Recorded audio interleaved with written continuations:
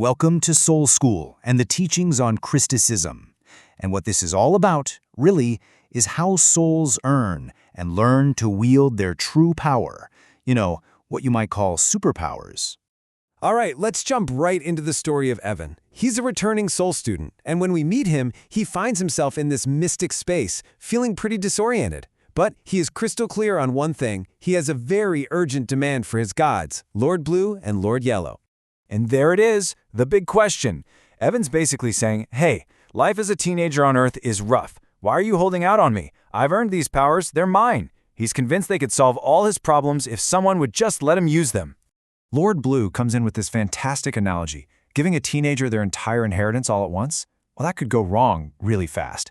And that's the point of Soul School. It's not about just handing over power. It's about learning to use mystic energy responsibly. And that's a slow burn process that takes more than just one lifetime. But Evan, he is just not buying it. He feels like he's being punished, you know? So Lord Yellow decides to step in. And, well, let's just say he's about to challenge Evan's whole perspective with some really tough questions. The first question hits hard. Full power means full responsibility for all your past mistakes. Evan immediately backs down. He gets it. He's probably got a mountain of karmic debt he is definitely not ready to pay off all at once. Okay, so next up, bad habits. Every single one of them. With his full powers, he'd also have to confront every single addiction and negative pattern he's ever picked up. And again, he's like, yeah, maybe later. That's a burden he is not ready for. And it gets even deeper. This one's all about the psychological baggage. The idea of facing every trauma, every failure from all his past lives right now as a teenager. Evan gives an emphatic no.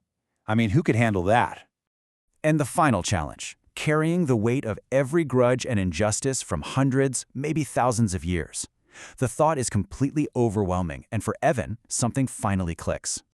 This is his big realization. It's a package deal. His superpowers aren't some separate thing he can just access. They're all tangled up with his karma, his traumas, and all his mistakes. To get the good stuff, you gotta take all of it. So you might be wondering, how did Evan get here in the first place? Well, his mentors take him way, way back. It's a story all about pride and a choice that changed absolutely everything. A long, long time ago, Evan's soul, along with others in his tribe, got a little cocky. They thought they could handle it. They chose to take an emotional vacation in the physical world, seriously underestimating how hard it would be to control a human body with its powerful ego and animal instincts. And here's the kicker, it's not even just one body. Oh no, it's way more complex. In the physical world, a soul has to master 4 different lower bodies all at once. The physical one, the chaotic emotional one, the thinking mental one, and the ego-driven memory one. That's a lot to juggle. Okay, now this is fascinating. Look at Evan's own assessment of himself. He rates his control pretty high, between 75 and 90%. But then look at how he rates everyone else. A flat 40%. It's such a classic teenage perspective, right? I'm doing okay, but everyone else is a mess. It really shows that internal struggle for self-discipline in a world that often encourages the exact opposite. And this brilliantly illustrates the 2 paths a soul can take. On one side, you've got Soul School, where you earn your power through responsibility, using divine light.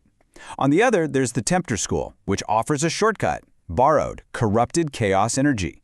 Sure, you get power now, but the debt always comes due, and it just piles on more and more karma. So after all this, the light bulb finally goes on for Evan. He stops trying to negotiate for a shortcut and starts thinking, okay, what do I actually need to do to earn my power back? It's time for an action plan. And here is Evan's own 5-step plan. Notice the focus is now completely on internal work, connecting with teachers, resisting temptation, and gaining 100% conscious control. He understands he has to let his higher self, his mystic mind and divine feelings, take the driver's seat. He finally accepts that the work is his and his alone to do. With this new understanding, the whole conversation gets way bigger. It's no longer just about Evan's personal struggle. It's about his role in this grand cosmic experiment that's playing out right now. 4, this number is key. Evan is part of the 4th tribe of souls to be trained on Earth. And unlike the previous 3, this group has an advanced capacity for creative, free choice. But that gift is also a vulnerability, making them uniquely susceptible to temptation. And here's the radical plan as mentors reveal. The reason things on Earth are getting so difficult is intentional. It's designed to push souls beyond just being helpless bystanders. The goal is to force them to wake up, realize they can't wait for a savior, and become the saviors themselves. So when Evan asks, when is this great awakening going to happen, Lord Blue gives him this powerful answer. There's no date on a calendar. The timing is a personal choice. It happens when Evan, and every other soul, decides to step up and become a mystic warrior. The ultimate lesson here is this. Superpowers aren't just handed out. They are the natural result of a soul choosing, over and over again, to take responsibility and do the work. The path to becoming a hero doesn't start with a magic sword or a lightning bolt. It starts with a single conscious decision. So, are you waiting for your powers, or are you ready to start earning them?